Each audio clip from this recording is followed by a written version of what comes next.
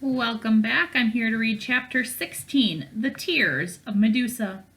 Froggy hopped around the abandoned dwarf mines and poured Medusa's tears into the eyes of all the statues. He was surprised to see that there was just as many stone animals in the mine as there were men, women, and children. The statues were pale, solid as rocks, and frozen with such terrified expressions that Froggy didn't recognize any of their faces. He prayed the teardrops would reverse the magic and the Bailey twins would appear among them. Once he finished pouring Medusa's teardrops into each pair of stone eyes, Froggy took a step back and waited with bated breath. Like chicks hatching from their eggs, the statues slowly started to wiggle and crack. Arms and legs began moving, heads began turning, and the stone chipped away like it was nothing but a thin shell. The men, women, and children and animals brushed themselves off and cleared dust from the back of their throats. Froggy was relieved to see how many familiar faces appeared around him. He saw his brothers, Chance, Chase, and Chandler, their wives, Cinderella, Sleeping Beauty, and Snow White, his nieces, Hope and Ash. Froggy also recognized Empress Elvina, Queen Rapunzel, and Sir William, Hagatha, the traveling tradesman, Red's granny, the little old woman from the shoe-in, Rook and Farmer Robin, Sir Lambton, Sir Grant, and soldiers from the charming and northern kingdoms. He even saw Cornelius, Porridge, and Buckle and Oates once they uncovered themselves. The people and animals looked around the abandoned mine in a daze. The last thing they remembered was the bright eyes of a horrifying monster, and now they were brushing layers of stone off their bodies. "What happened to us?" Snow White asked. "You were turned into stone by a creature named Medusa," Froggy explained. "I poured her tears into your eyes, and it reversed the spell." Everyone's confusion doubled when they realized Froggy was standing beside them. "Charlie, is that you?" Chance asked in disbelief. "Hello, brothers," Froggy said. "Words can't describe how wonderful it is to see you all." Froggy gave his brothers and their wives enormous hugs and kissed his nieces on the cheek. "You're out of the mirror," Cinderella said, "but how did you escape it? Red told us it was impossible to free you." "That's what I thought, but I've happily been proven wrong," Froggy said. "Getting here was an awfully big journey, and I promise to tell the story one day, but right now it's urgent that I find Alex and Connor." Froggy looked around for the Bailey twins, but they weren't inside the crowded mine. "Wait a second, where are the twins?" he asked. "They aren't here," Chandler said. "They went to the other world." "And what about Red and Jack and Goldilocks?" Froggy asked. "They're with the twins," Chandler said. "Don't worry, they're safe as far as we know." "I don't understand," Froggy said. "Why would they be in the other world?" The charming brothers looked at one another with very concerned expressions. They wanted to fill Froggy in, but didn't know where to begin. "Oh, Charlie, so many terrible things have happened since you've been gone," Chase said. "The masked man stole a potion from the late fairy godmother's chambers and used it to travel into the books from your library. He recruited a terrible army that attacked our world and imprisoned the citizens from every kingdom. He almost executed all the royal families, but thankfully Jack and Goldilocks saved us and brought us to the abandoned mine. After we escaped, the masked man's army turned on him, and now 3 horrible emperors are in power. Unfortunately, I'm quite familiar with the emperors," Froggy said. "I saw the Wicked Witch, the Queen of Hearts, and the Captain Hook through the mirror in the Northern Palace. I overheard them making plans to invade and conquer the other world next. That's why I needed to find the twins immediately. I need to warn them that the Emperor's army is coming." "The twins went into the other world to recruit their own army," Sleeping Beauty explained. "Jack, Goldilocks, Red, and Trobella went to help them assemble it. They've already enlisted people from the worlds of literature like the Tin Man from Oz and the Lost Boys from Neverland and the Merry Men from the Sherwood Forest." Froggy thought his ears were deceiving him. "Did you say Oz? Neverland? The Sherwood Forest?" he repeated. "Well, they certainly had quite an adventure without me. What sort of army are they assembling?" "The twins are recruiting characters from Connor's writing," Rapunzel said. Froggy's mouth dropped open. "That's remarkable," he said. But why go to such extremes? Aren't there enough people in this world to fight the literary army?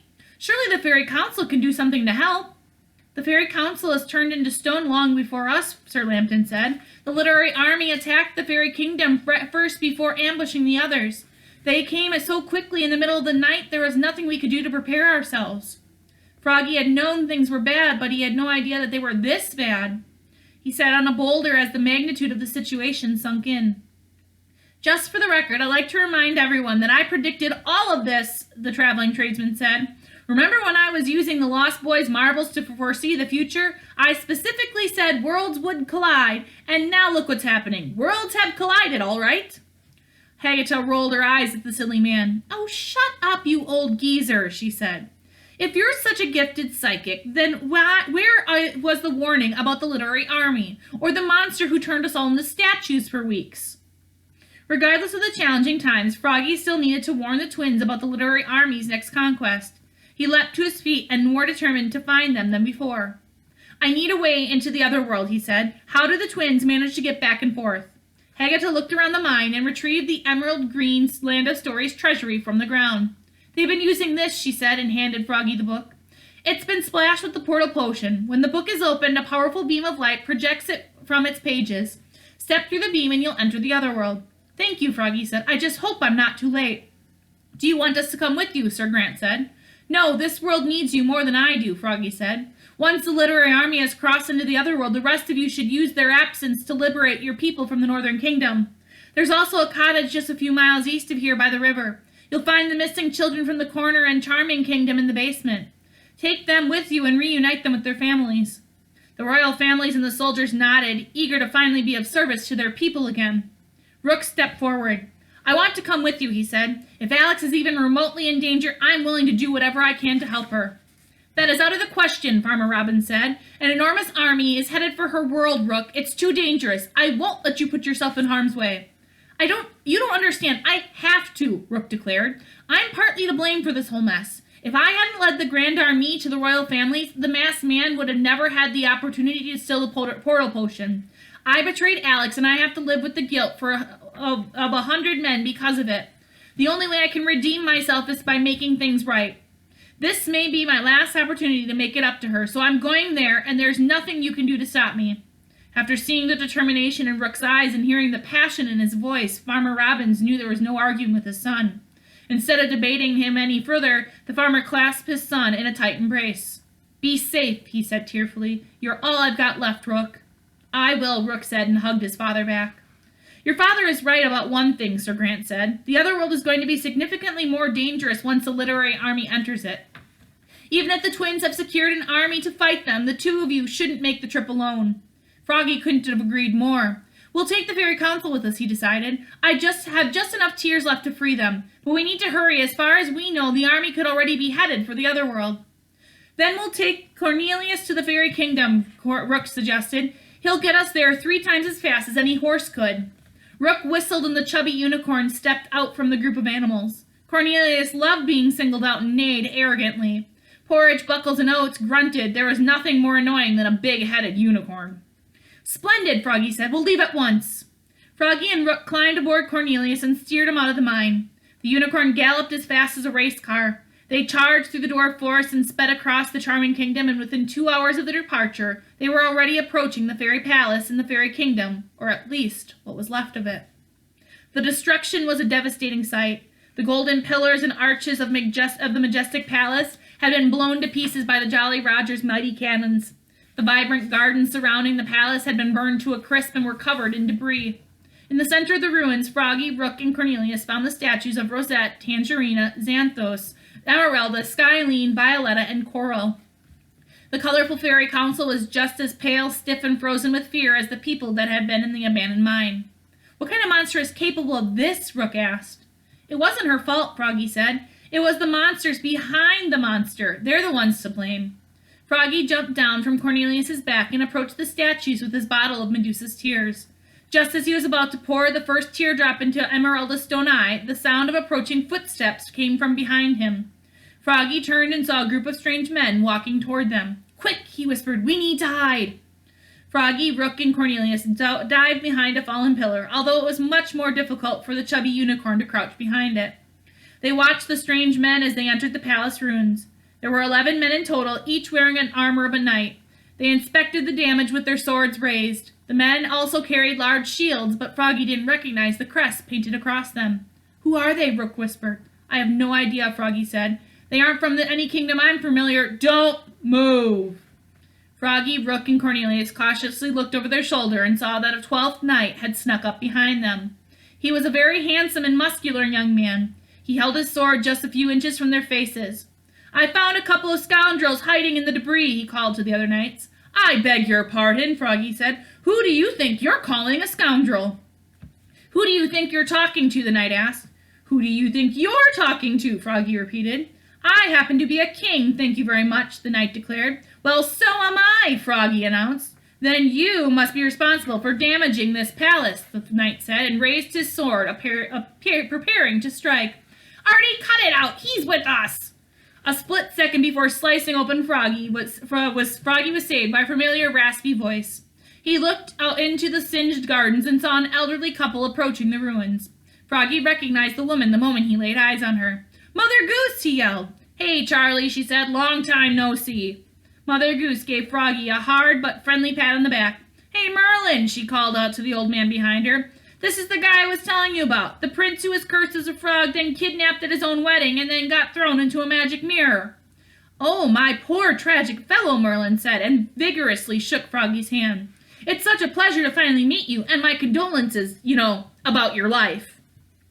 Hey, Charlie, how'd you get out of the mirror, Mother Goose said. I escaped, he said. It's a long story. Where have you been all this time? Oh, I moved to another dimension, Mother Goose said. Alex and I got trapped in a world of Camelot while we were chasing the masked man.